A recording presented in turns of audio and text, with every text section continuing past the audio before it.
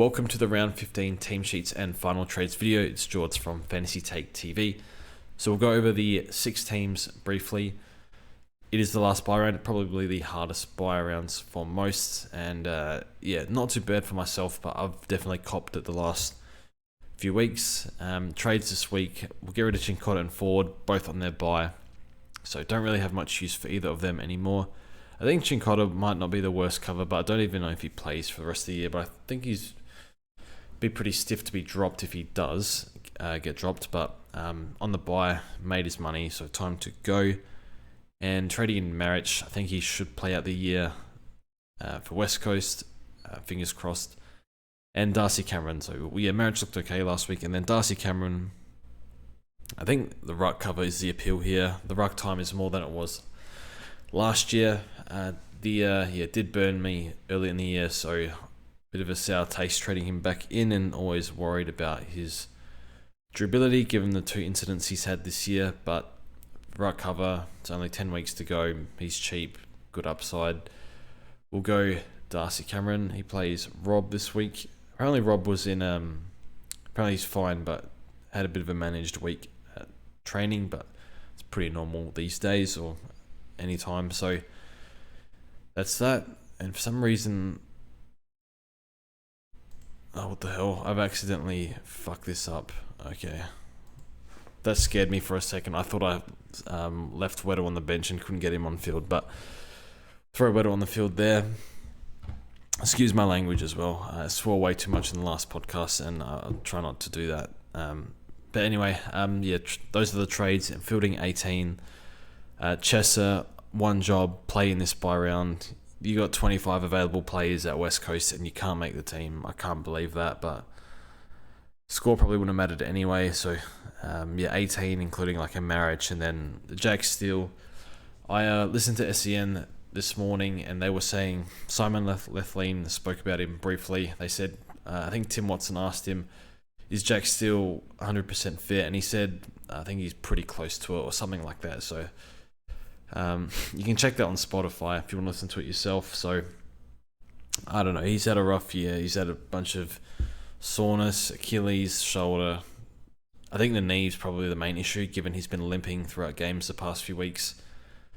My take on this, I didn't really want to speak about it on the podcast because it's just didn't really feel like it, to be honest. But one of my favorite players. Sad to see how this year's played out for him, but he's still young, so hopefully there's time to get his body right. But I'm sure he'll be right. So at some point, but yeah, I would trade if you can, just because I don't like holding injured players. It can spiral if things go badly.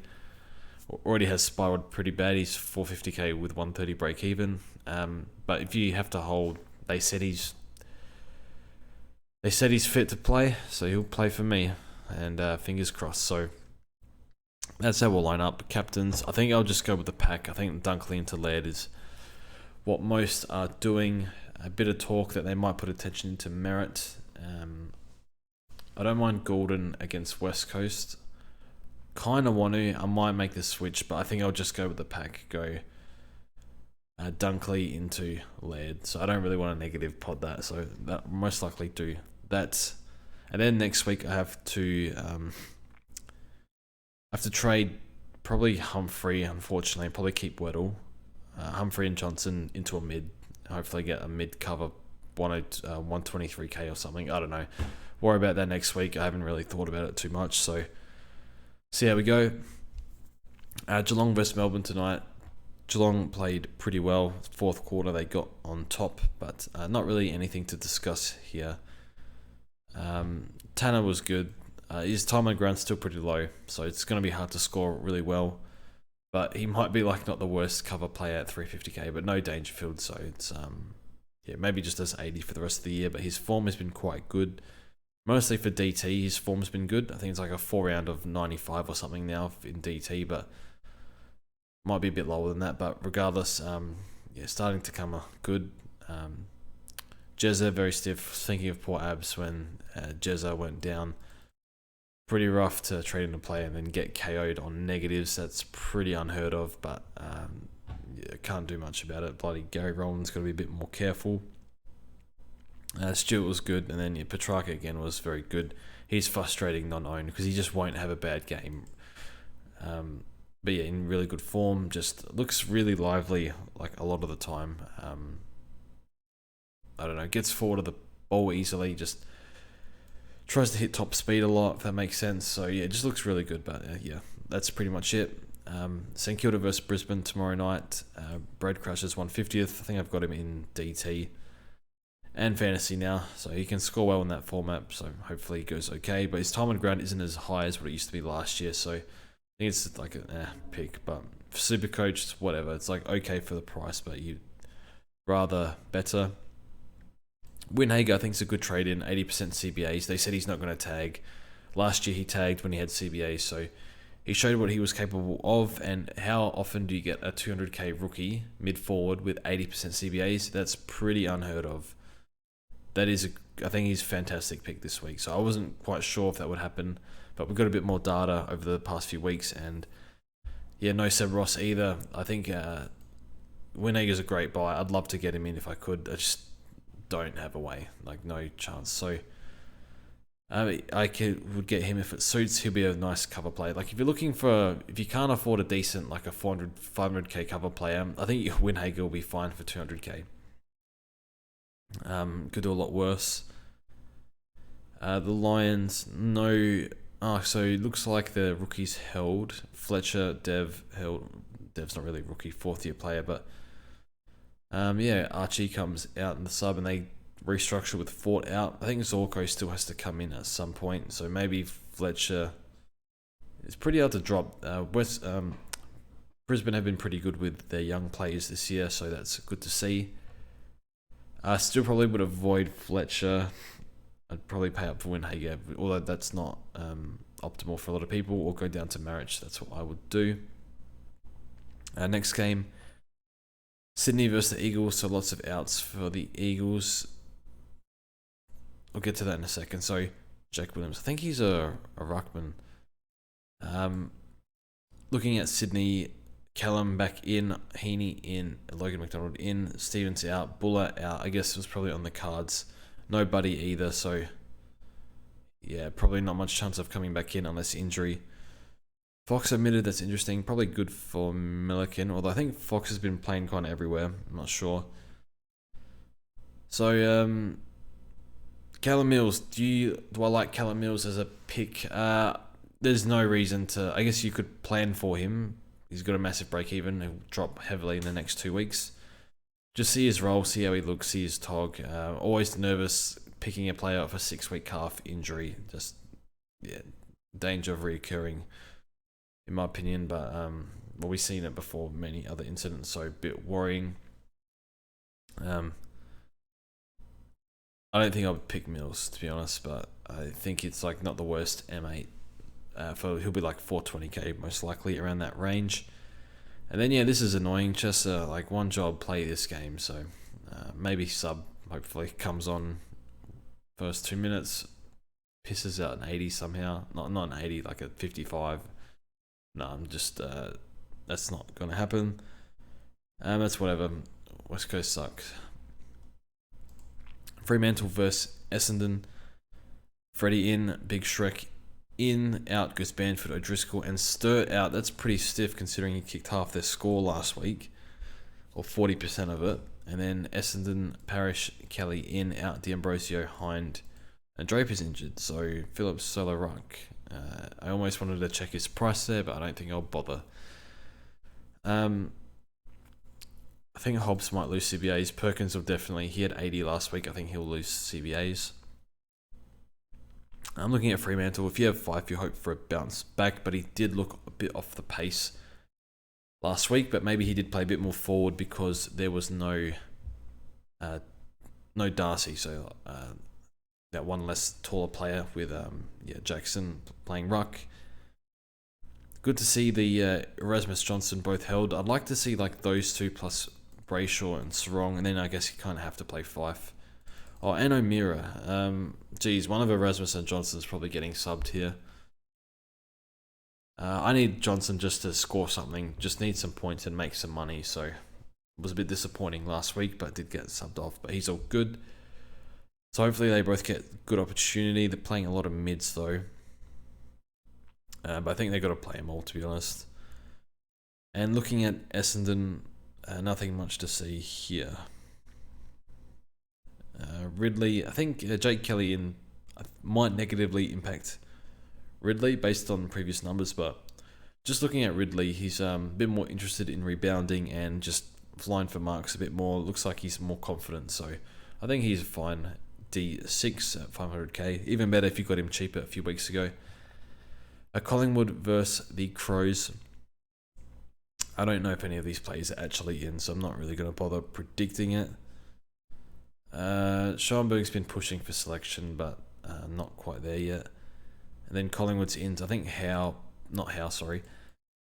Elliot could be in for... Oh, Harvey Harrison, no. He's actually playing, so maybe he could be a downgrade option. I haven't really looked into him enough to know, so I can't really give much comment there.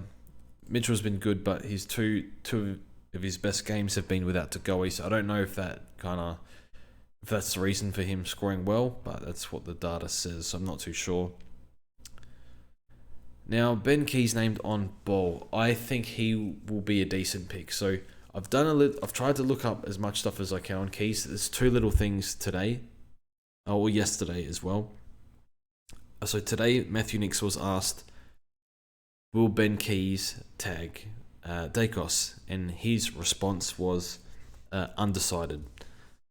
That's pretty much all he said about Keays. That was the only topic of Keays in the press conference. And yesterday they asked Josh Rochelle about mid-time, and he's kind of said that he didn't really make it clear, but it did make it sound like they asked about his mid-time about halfway through the presser. It's on the Crows YouTube channel. It's probably worth watching if you're interested in trading in Ben Keays. And he just said he's still kind of a pinch-hitting midfielder, or still wants to opportunity to pinch hit in the midfield, something like that. It wasn't like... Didn't really sound like he was going to have heavy midfield minutes, so... But he said he wants to be a more midfielder in the future, so... It doesn't sound like he'll play a lot of midfield now. That's what it sounded like to me, so... Keays named on ball. I think Sloan named on the bench. Sloan more wing time. Basically pure wing up until the fourth quarter last week. I think Keays is going to be mostly on ball. I don't think it will be 70%. I think it'll be like 40-50%. I do wonder how much Saligo gets, as well as Pedler going forward. So I actually quite like Keays as a pick. Like, I'm fine. I actually would kind of wish I got him in a few weeks ago when it's 370, but I just can't facilitate it now. I could get him over Darcy Cameron, but I feel like I'm going to need the right cover. And deep down, I'd rather Keays for durability purposes, but that's just me. But really, the one with the better role is clearly Darcy Cameron, more secure role. So unless they randomly put Cox more ruck, but yeah, I think Brain says DC, Hart says Keays. Also Crows player, which doesn't help my rationale. Suns versus Hawthorne. Whatever, I don't really know who's in and out here. I think Jeffrey out probably helps Rory Atkins if he's playing, which he probably is. Power's been playing more midfield. Bailey Humphrey, I was planning on kind of keeping him, but now I think if he's going to get low CBAs and Tukes back in a month, then what's the point? I've got to cash him in for 400k, get something decent. And I'll probably just keep Weddle as my cover player. And yeah, using DPP, like other players can cover. Like Weddle can cover all lines using DPP. So hopefully Matt Roberts comes back too.